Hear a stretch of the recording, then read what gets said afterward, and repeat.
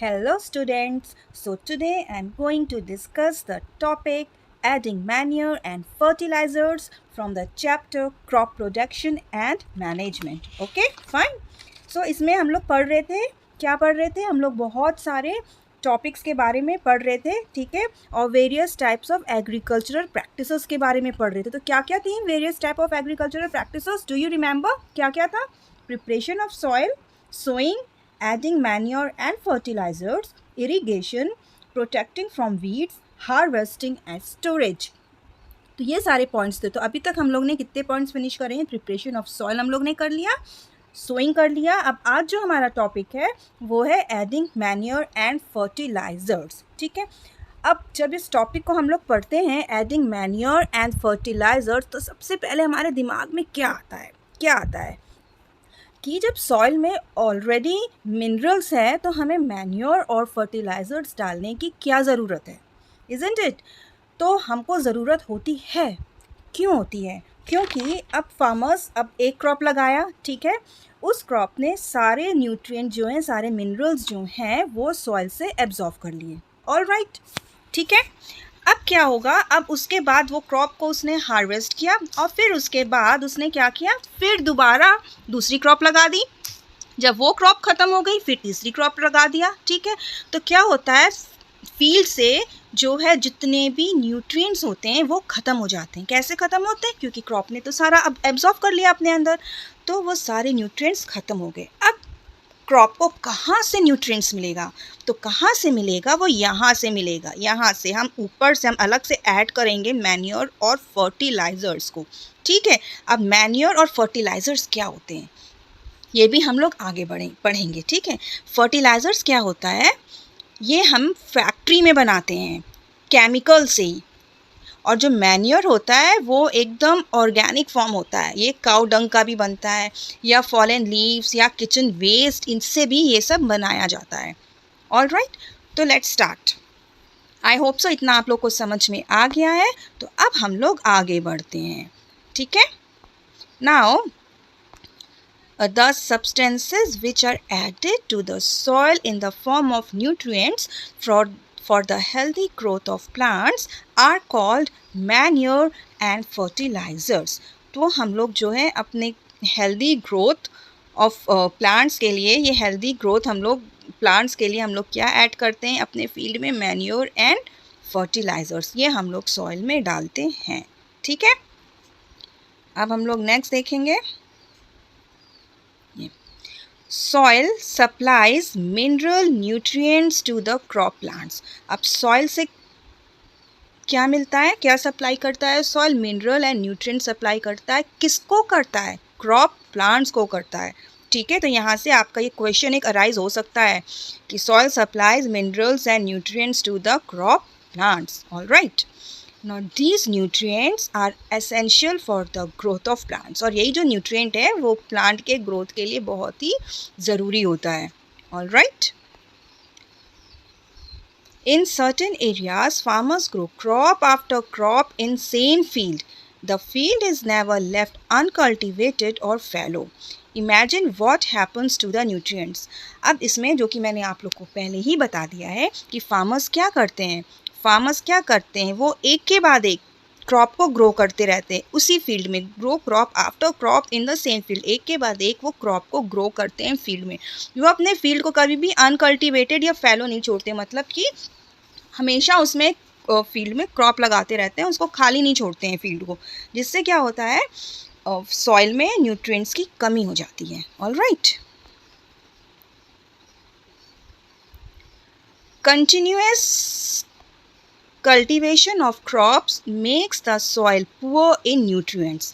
तो अब हम बार बार क्रॉप लगा रहे हैं फील्ड में, तो उससे क्या होता है, सॉइल में न्यूट्रिएंट्स की कमी हो जाती है. तो उसको हम बोलेंगे soil is poor in nutrients. All right, therefore farmers have to add manure to the fields to replenish the soil with nutrients. तो इसलिए farmers जो हैं फील्ड में मैन्योर या फर्टिलाइज़र को ऐड करते हैं.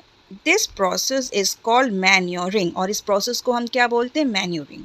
improper और insufficient manuring results in weak plants. अब क्या होता है, अब अगर हम मैन्योरिंग कर रहे हैं तो हमको इस चीज़ का भी ध्यान होना चाहिए कि जो हम फर्टिलाइज़र्स या हम लोग मैन्योर डाल रहे हैं वो प्रॉपर एक राइट अमाउंट में डालना है। क्या करना है, हमको ये राइट अमाउंट में डालना है।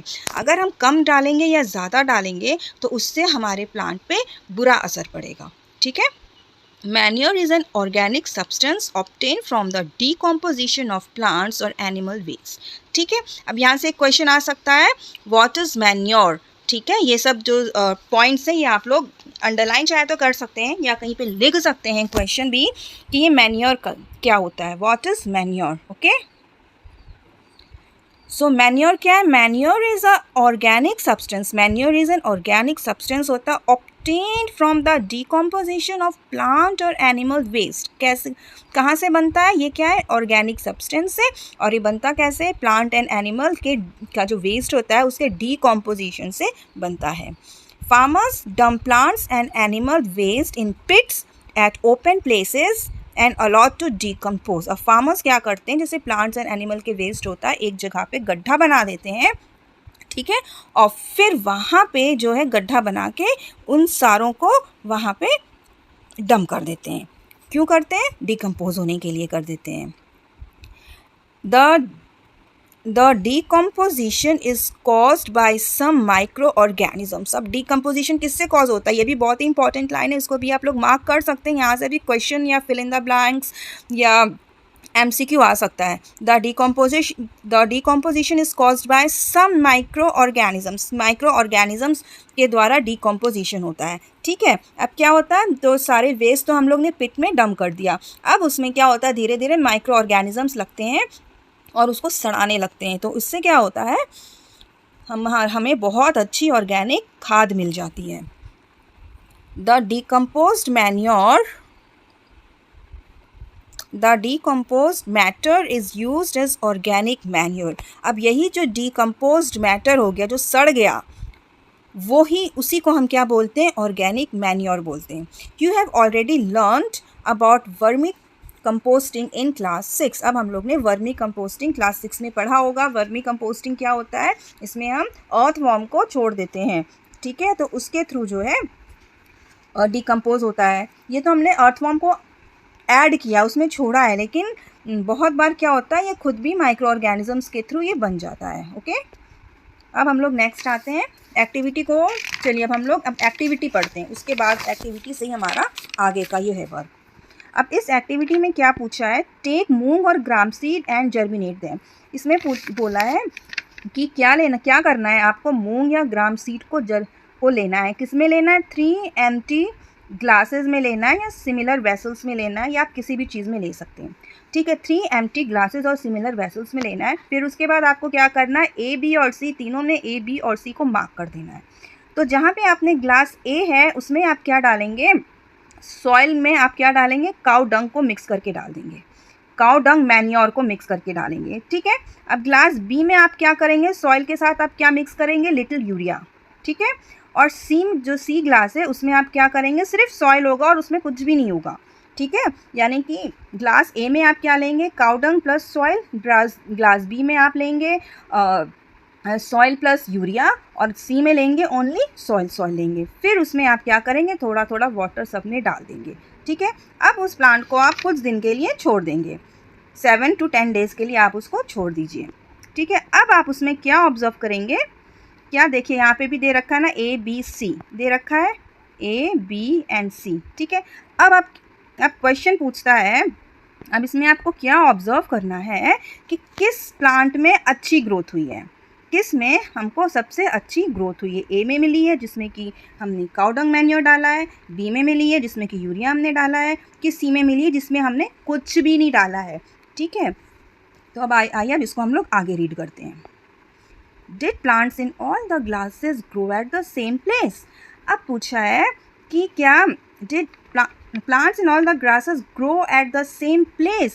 क्या वो उनका एक ही तरीके से क्या वो ग्रो करे हैं, या फिर कौन सा ग्लास का एक ही तरह से ग्रो करें, या फिर किस में सबसे बेटर ग्रोथ हुआ है प्लांट्स का। ठीक है, in which glass was the growth fast, in which glass was the growth fastest. ठीक है, किस ग्लास में सबसे तेज़ी से ग्रोथ हुई है, तो किस में तेज़ी से ग्रोथ होगी, जिसमें हमने फर्टिलाइज़र डाला है। फर्टिलाइज़र क्या हुआ, यूरिया। ठीक है। अब देखिए, fertilizers are chemicals which are rich in particular nutrients. अब फर्टिलाइज़र क्या होता है, वो ऐसा केमिकल है जो कि रिच होता है, किस में होता है, न्यूट्रिएंट में होता है। How are they different from manure? Fertilizers are produce in factories. अब पूछा है कि फर्टिलाइज़र मैन्योर से कैसे डिफरेंट है। मैन्योर आपको पता चल गया किस तरीके से बनाया जाता है, ठीक है। और क्या हम बोल सकते हैं इसको, ऑर्गेनिक वेस्ट भी बोल सकते हैं। तो ये चीज़ आपको याद रखना है, मैन्योर, ऑर्गेनिक वेस्ट, ये एक ही चीज़ है, ठीक है।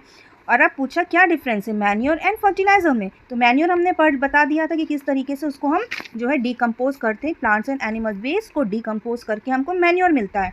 अब फर्टिलाइज़र क्या होता है, are produce in factories. Fertilizers कहाँ प्रोड्यूस होता है, फैक्ट्रीज। तो ये कंफ्यूज मत करिएगा, ये हो सकता है क्वेश्चन आ सकता है, what is the difference between fertiliser and manure. तो इस पॉइंट को बहुत अच्छे से आपको अपने माइंड में बिठा लेना है। Some examples of fertilizers are. अब फर्टिलाइजर्स क्या क्या होते हैं वो भी आपको मालूम होना चाहिए।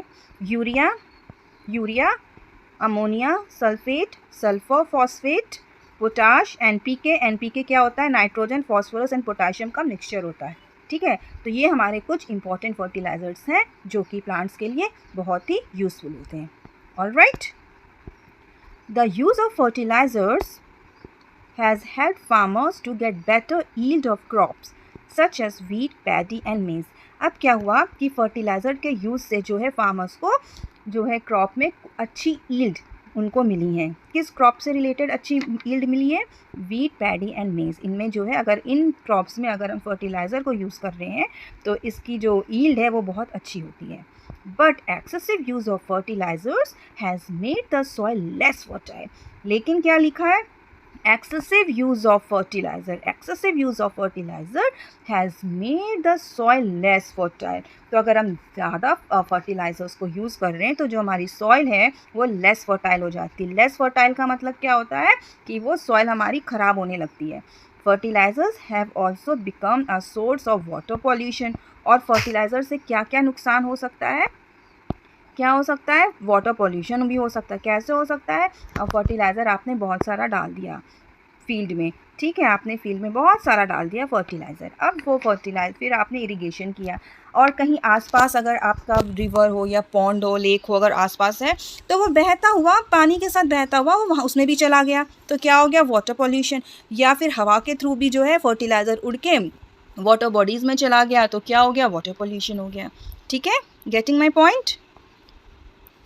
Therefore, in order to maintain the fertility of the soil, we have to substitute fertilizers with organic manure or leave the field uncultivated in between two crops। अब इस फर्टिलाइज़र को रोकने के लिए, इसका ज़्यादा यूज़ को रोकने के लिए हमें क्या करना चाहिए, हमें ऑर्गेनिक मैन्योर का यूज़ करना चाहिए, ठीक है। या फिर हम क्या कर सकते हैं, जब हम एक क्रॉप हमने जब ग्रो कर लिया, हार्वेस्ट कर लिया, तो कुछ समय के लिए हमको लैंड जो है वो अनकल्टिवेटेड यानी कि खाली छोड़ देना, उसमें हमने कोई भी क्रॉप नहीं लगानी है।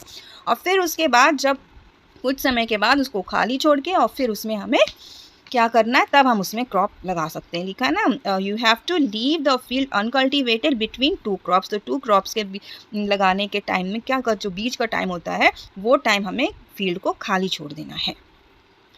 The use of manure improves soil texture as well as its water retaining capacity. It replenishes the soil with nutrients. अब अगर हम मैन्योर यूज़ कर रहे हैं तो मैन्योर से क्या क्या फ़ायदा होता है, ये सॉइल के टेक्सचर को इम्प्रूव करता है और वाटर रिटेनिंग कैपेसिटी को भी अच्छा करता है, ओके, बढ़ाता है उसको। Another method of replenish the soil with nutrients is through crop rotation। और दूसरा क्या है, सॉइल रिप्लेनिश कर न्यूट्रिएंट्स को, वो क्या है, क्रॉप रोटेशन, ठीक है, crop rotation. So this can be done by growing different crops alternately, यानी कि हमें डिफरेंट क्रॉप्स को ऑल्टरनेटली ग्रो करना है। Earlier farmers in northern India used to grow legumes as fodder in one season and wheat in next season, ठीक है। Crop rotation क्या हुआ, एक सीज़न में अगर आपने व्हीट लगाया है तो नेक्स्ट सीज़न में जो है आप क्या लगाइए, कोई भी लेग्यूमिनस क्रॉप लगा दीजिए। लेग्यूमिनस क्रॉप्स क्या होता है, जिसमें हमको जिस क्रॉप के रूट्स में राइजोबियम होता है, ठीक है। तो हमको और राइजोबियम क्या करता है, इससे ये नाइट्रोजन को जो है जो नाइट्रोजन जो हमारा एयर में है, ठीक है, तो सॉइल में बैक्टीरिया होते हैं, उनके एक्शन से जो है जो नाइट्रोजन जो होता है वो यूज़फुल नाइट्रोजन के फॉर्म में कन्वर्ट हो जाता है और फिर सॉइल के थ्रू प्लांट्स उसको एब्जॉर्व कर लेता है, ठीक है। तो ये जो कौन नाइट्रोजन को जो है करता है, राइजोबियम एक बैक्टीरिया होता है, वो कन्वर्ट करता है एटमॉस्फेरिक नाइट्रोजन को सिंपल नाइट्रोजन में, वो कन्वर्ट करता है और तभी ये प्लांट्स जो है अपने अंदर एब्जॉर्ब करते हैं रूट्स के थ्रू, ठीक है। आया आपको समझ में? तो इसलिए जो अगर हम एक सीज़न में, क्योंकि वीट में राइजोबियम नहीं होता है, ठीक है, राइजोबियम का आई थिंक से मैंने स्ट्रक्चर भी दिखाया था, अगर आप ये देख रहे हैं, ये ऊपर का पार्ट हो गया, ये रूट्स हो गया, ठीक है, ऑल दीज आर रूट्स।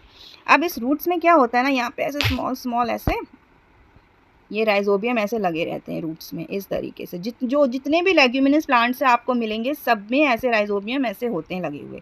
तो ऐसे लेग्यूमिनस क्रॉप्स को आपको लगाना ज़रूरी होता है। इससे क्या होता है, सॉइल को ऑटोमेटिकली जो है क्या मिल जाता है, इसको नाइट्रोजन मिल जाता है, न्यूट्रिएंट्स मिल जाता है, ठीक है। Now this help in the replenish of soil with nitrogen। ये देखिए, तो सॉइल में क्या होता है, आपको यानी कि नाइट्रोजन अलग से डालने की ज़रूरत नहीं पड़ेगी, आपको ऑटोमेटिकली इस लेग्यूमिनस प्लांट से हमारे सॉइल में जो है वो नाइट्रोजन आ जाता है। तो farmers are being encourage to adopt these practices. अब फार्मर्स को इस प्रैक्टिस को एडॉप्ट करने के लिए उन्हें एनकरेज किया जा रहा है, उनको अवेयर किया जा रहा है कि आप लोग इस तरीके से भी प्रैक्टिस कर सकते हैं, ठीक है।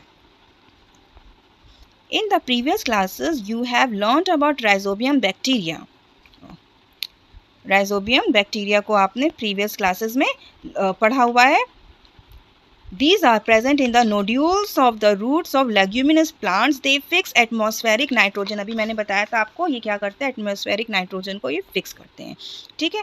अब ये देखिए, मैंने आपको बताया था ना फर्टिलाइज़र और मैन्योर के बारे में डिफरेंस, यहाँ पे ये चार्ट भी दे रखा है, मैन्योर एंड फर्टिलाइज़र का डिफरेंस है, तो difference between manure and fertilizers, तो आप यहाँ से भी उसको लर्न कर सकते हैं।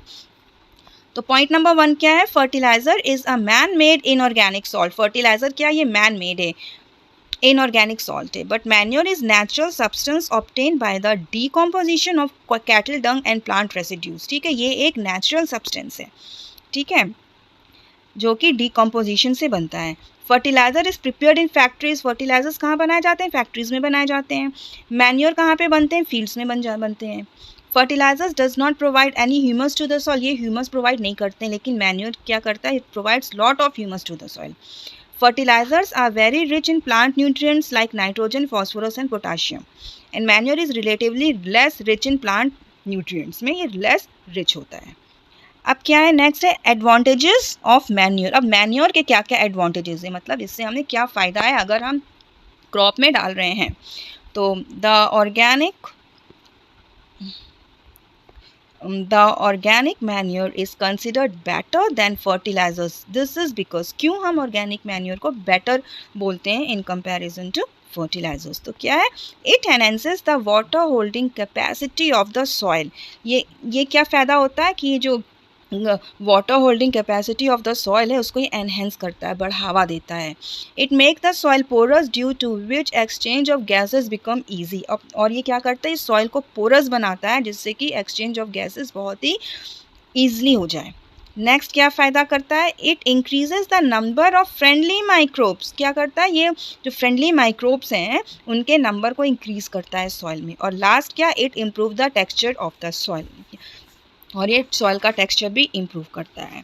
तो स्टूडेंट्स, आज मैं ये टॉपिक यहीं पे ख़त्म करूँगी, और जो नेक्स्ट हमारा टॉपिक है इरिगेशन, ये मैं अपने नेक्स्ट वीडियो में आप लोग को एक्सप्लेन करूँगी। ऑलराइट, तो अब मिलते हैं हम लोग अपने नेक्स्ट वीडियो में। Until then, bye bye and take care.